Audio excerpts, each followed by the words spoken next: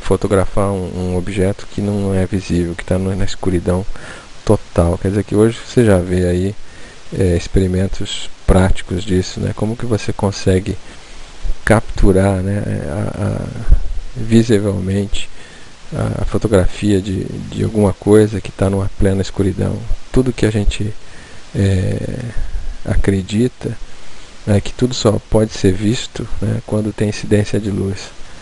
E agora a câmera quântica começa a fazer essas coisas, né? Então, será que a gente vai expandir realmente nosso olhar? Gilson Freire falando: evidentemente que somente a alavanca do conhecimento não é suficiente para nos arremessar às supremas realizações espirituais, sendo imprescindível conquistar os hábitos da bondade. A gente volta a falar das coisas simples, mesmo falando das coisas mais complexas, né? E é importante isso tudo. Aqui é uma área um pouco complexa, né? Que traz aí uma mudança de pensamento radical. Existe uma coisa chamada entrelaçamento quântico que diz que dois fótons, né, eles estão entrelaçados.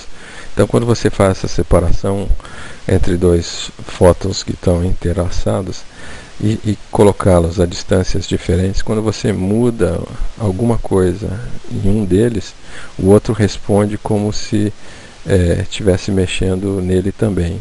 E embora as distâncias e tudo mais mostrem que eles estão completamente separados, então a gente está imerso aí em uma coisa mais complexa que a gente possa compreender. Então as coisas estão interligadas realmente, e essas coisas comprovam isso, na verdade, né? Efeito discutido por Einstein há quase um século, ele chamava de átomos assombrados, né? Um átomo separado de outro por qualquer distante pode sentir uma alteração. Quer dizer, isso vem lá de trás já com Einstein também, mas ele não acreditava em muitas coisas, então deixou para trás e perdeu o tempo, né? A gente chama isso às vezes de teletransporte de uma maneira errônea, né? Mas é quase um teletransporte. E já fizeram isso, né? Os primeiros testes transportaram aí elementos de Césio e barílio a 600 metros, né?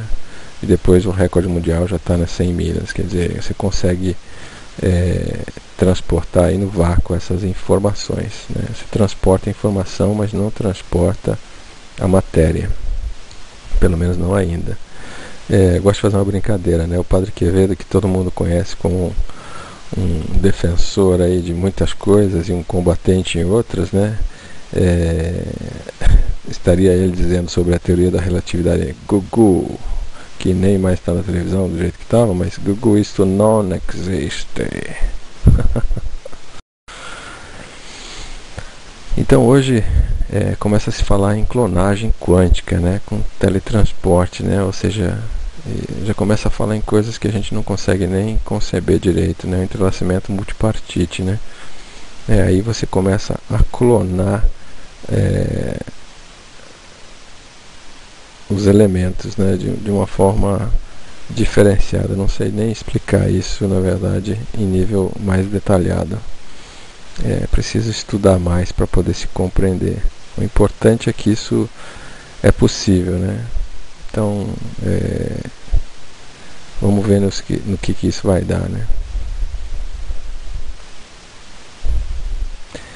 Existe uma frase aí importante, né, que diz que vários cientistas já afirmam que, como a simples medição de uma partícula quântica afeta seu comportamento, de certa forma nós criamos a realidade à medida que interferimos com ela. Isso tem um componente importante, mas talvez não seja totalmente a realidade. Não é que tudo que a gente pensa acaba virando realidade, nem tudo que várias pessoas pensam cria-se a realidade. Mas a gente com certeza altera as possibilidades dessas realidades serem construídas. Talvez não do jeito que a gente imagina ainda. Isso é tão estranho que a física quântica começa a falar de coisas que às vezes a gente perde até um pouco a noção do perigo.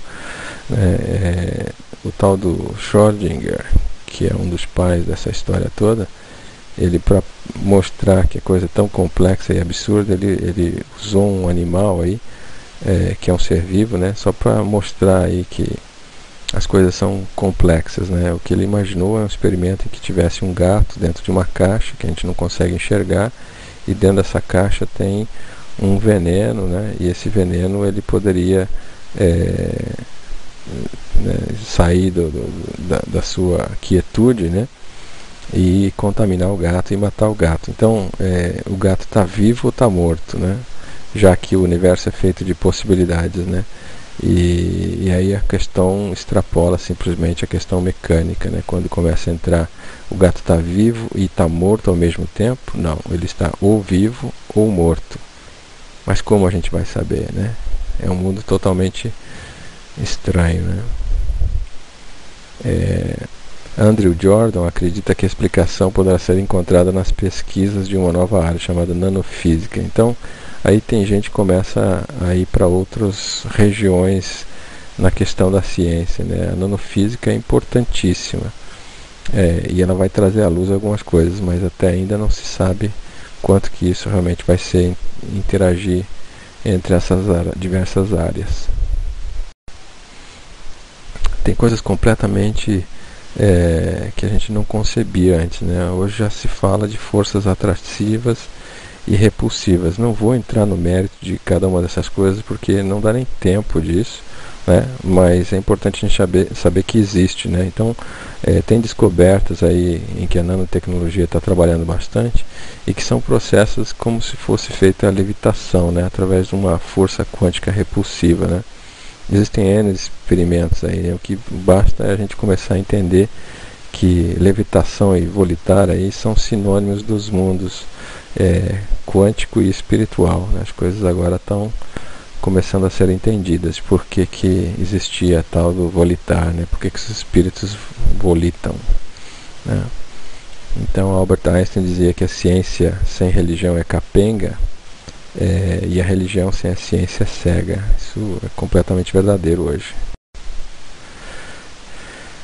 Mas pensando não só nas outras questões de luz e tudo mais, vamos falar um pouco de som, né? O som ele é quântico por natureza, porque ele é vibração o tempo todo. Então, quando um apômetro está em trabalho e ele utiliza o estalar dos dedos, embora aquilo seja um movimento em que a sua mente vai usar como apoio, o estalar dos dedos também tem um som, e esse som com certeza afeta também o ambiente e tudo aquilo que está envolto. Então o som é quântico por natureza, né? E o som mental é quântico porque tudo tem som, né? Se você ficar na quietude e botar um aparelho medindo o som que tem no nosso planeta, existe um som, né? O som da natureza. Não é o som que você ouve, é o som do silêncio, né? Existe um som aí de uma questão da vibração que o planeta em si está acontecendo, né? Tá vivendo. Confúcio dizia, né? Sabeis o que é ciência? É saber que se sabe o que se sabe e que não se sabe o que não se sabe. Então é falar sobre tudo, entendeu? Até que a gente possa saber o que é e o que não é, na sua verdade fundamental.